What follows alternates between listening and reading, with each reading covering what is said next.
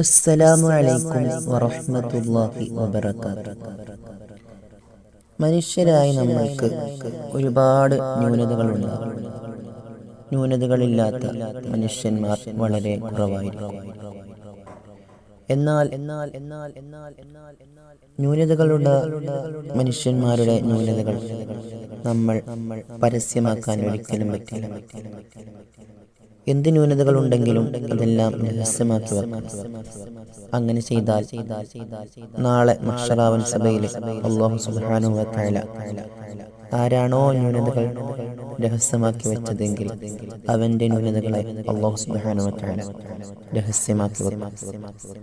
അവിടെ അല്ലാഹു തആല പരസ്യമാക്കുകയില്ല.